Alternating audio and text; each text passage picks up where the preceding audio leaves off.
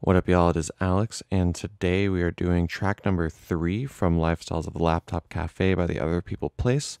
This is Moonlight Rendezvous. Now, at this point, we've already gone through Eye Contact and It's Your Love, so this video is going to be shorter just because we've already touched on, like, some of the things I would normally talk about are things we already talked about in those other videos.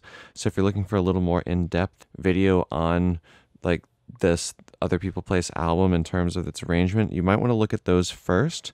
But yeah, we are still going to go over this. We're going to be a little faster, and I think for tracks 4 through 8, I'm going to do something a little bit different. It's not going to be just a breakdown exactly, just because I'm kind of realizing, as I am now, that by doing this whole album, where a lot of the cool, like, production things that I want to point out are happening in every song, and it's just, I just don't want to get too redundant. But with that said, this is a really cool one. We're going to get into it, and it's just going to be a little bit quicker. Right away, you have the kick hitting on every beat, 4 on the floor, ride also hitting on every beat, the snare happening on the 2 and the 4, the 16th note synth line. I call it 16th note synth line because it's just hitting 16th notes. And then we have a pad, which is playing 2 chords, and then a nice little bass line. So let's listen for that. And we're just going to listen for a while. Like I said, we're going to go quicker. So we're going to listen for a while until it's time to talk about some stuff.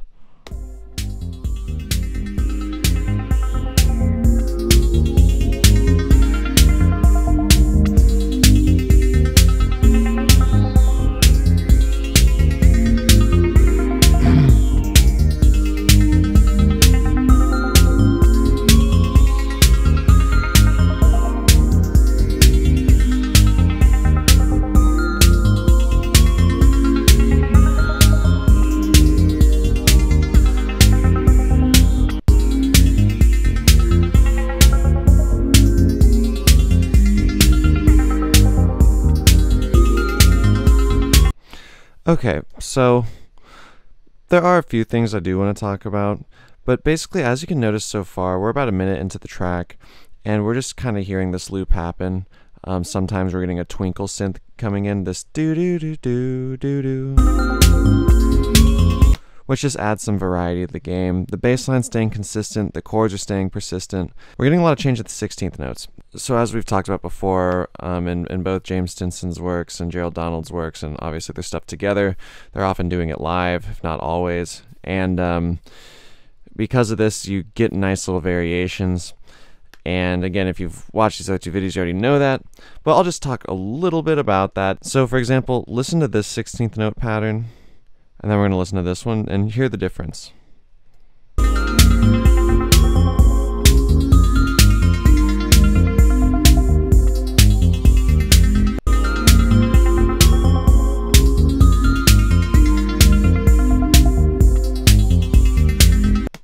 All right, and now we got this one.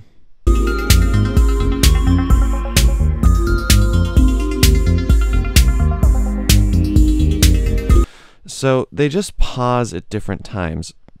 So for example, when you go from here to here, it steps up pretty consistently. There's not really a pause in the notes. Like, it just keeps hitting, jumps up, keeps hitting.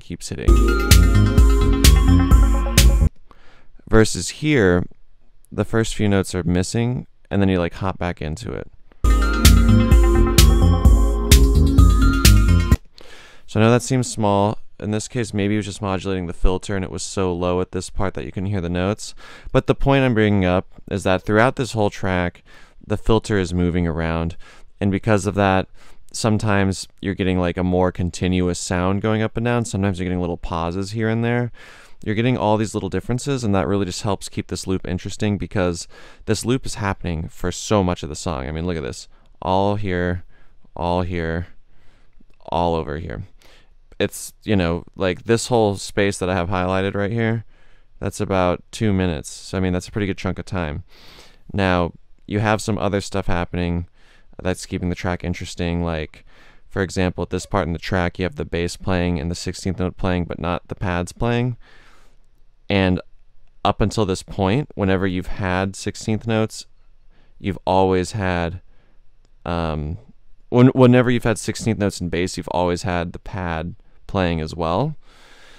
So since you've never heard just 16th notes in bass before, this is like a new sound. It keeps it interesting. Again, this is talked about in so many of my videos. But yeah, so that's happening. Also, something cool to point out, and we'll get into the arrangement.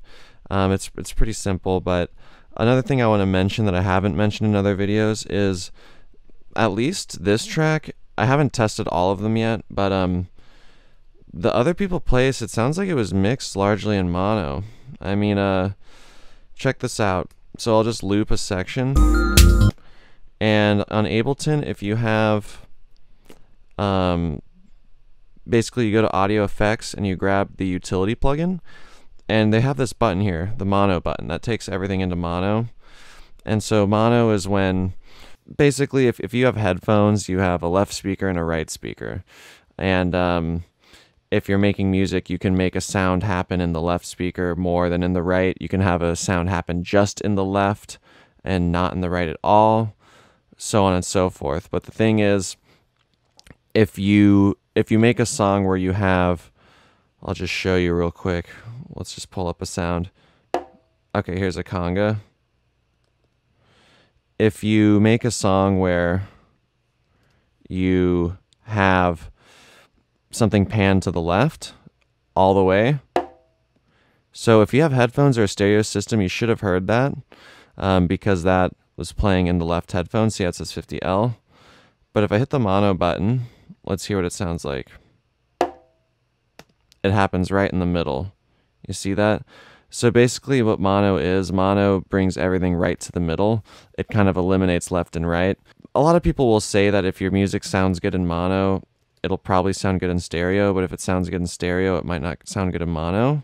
There's exceptions to everything, but especially if you're making more like club type music, I think this is a very good rule to follow, or, you know, at least just to be like aware of. Obviously just do whatever sounds good. But yeah, I just find it cool how, look, if we listen to, so this is just the track up here, the Lifestyles track. If we just listen to it and then flip on that mono switch, you're going to notice almost no difference. In fact, I think there is no difference.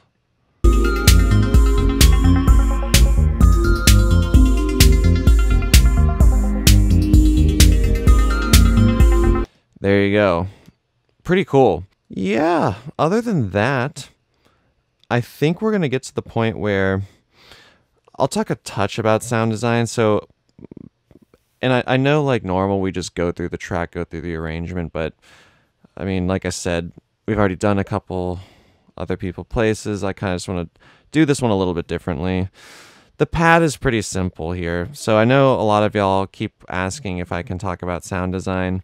Part of the reason why I don't is because I just think other people are probably making better sound design videos, and I'm just not the most interested in sound design. But while we're here, if you just want a little quick tip of advice, the pad is cool, right?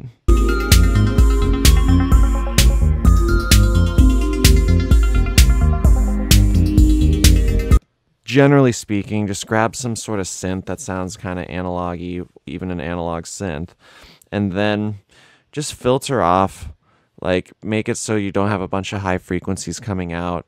Then you could put on a phaser or a flanger and just start messing with the effects. That'll probably get you close to this sound.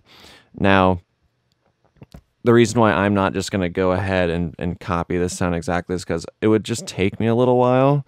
And I just don't think it's that valuable for y'all to watch me do that. It's really easy to get in the ballpark, but to like really refine it down, at least for me, it takes a bit. So yeah, so generally speaking, just grab a synth, preferably one with some analog qualities. There's a synth called Synth One. It's free. It sounds pretty analog. It's a VST plugin. You also can just use analog on Ableton. But yeah, it's not the most complex sound. Like you could probably figure it out. So just go for it. And okay, so last thing I'll bring up is how this track has a pretty simple structure. We can kind of view it as an A-B structure, and it reminds me a lot of the structure from It's Your Love. You can go ahead and watch that if you haven't yet. It's Your Love from the same album. Lifestyles of the Laptop Cafe.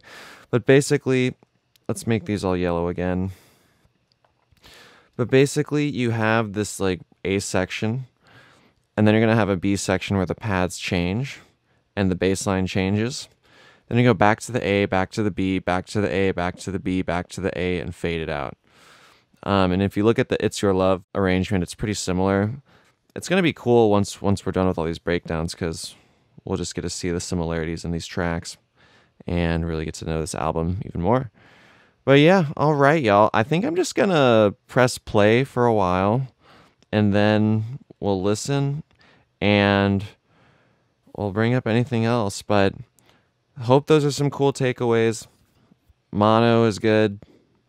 Simple arrangement is cool. It's similar to an arrangement on another track that they got. Modulating things with your hand, like with the 16th notes, is a move. And then, look at this simple drum pattern. I mean, you gotta love how in some ways these tracks are so simple. And I know some of y'all out there are getting offended that I say that, but I say simple in a good way. I mean, we're talking about it right now, so this is just really good. Here we go.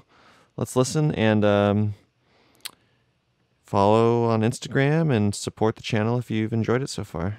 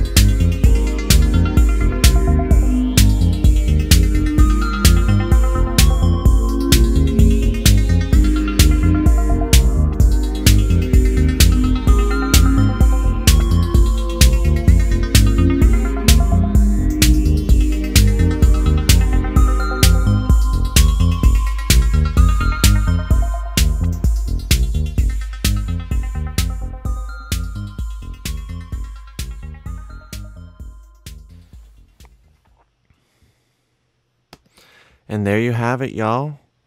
We got Moonlight Rendezvous right there. So, again, I know this was a little different, a little more sparse than some of my past breakdowns, but just don't want to be overly redundant. And yeah, so let me know what you think.